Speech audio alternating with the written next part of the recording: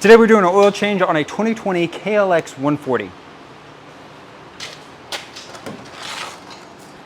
All right, first thing you're gonna do is bring the bike up to operating temperature, and then you're gonna remove the drain bolt here on the bottom left side of the motor. Kawasaki did a great design here where you don't have to remove the skid plate to remove the drain bolt like on some other smaller dirt bikes. Make sure you don't lose your O-ring, and or make sure you have a replacement on hand.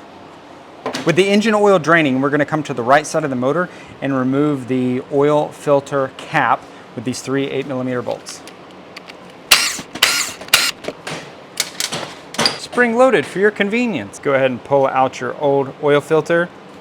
On this model, it is directional, so you want to make sure when you get your replacement that the rubber tip goes towards the engine.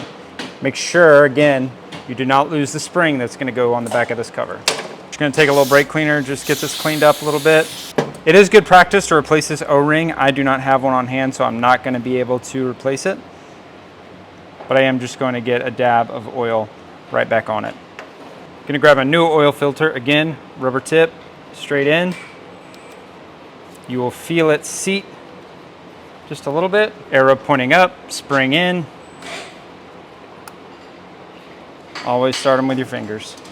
I'm not going to run them home, I'm just going to run them down.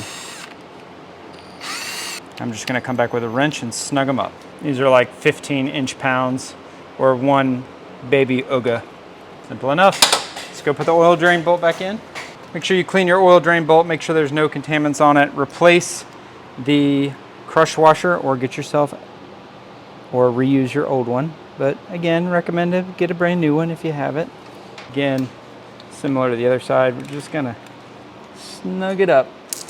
Okay, you're gonna come back to the right side of your bike and remove the oil fill cap, which will also have your dipstick on it. There's no sight eye on this model. There is a little bitty O-ring. You don't wanna lose that, or you wanna make sure you have a replacement. The oil capacity for an oil change is 1.2 quarts. We're gonna try like 1.1 and look at the dipstick and see where that gets us. 10W30 or 10W40, make sure you use motorcycle specific oil. Just gonna put a dab of the second, and then we'll check the oil level. And I'm just taking a second just to clean that little O-ring because I don't have a new replacement.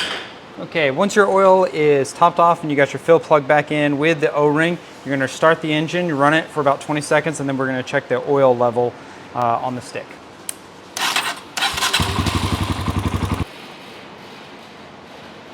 So that's it. Super easy to do an oil change on this bike. We're actually going to be doing a lot more maintenance items on this bike. I just bought it for my 13-year-old son. He's ridden it once so far, so that we got a whole list of things we do need to replace.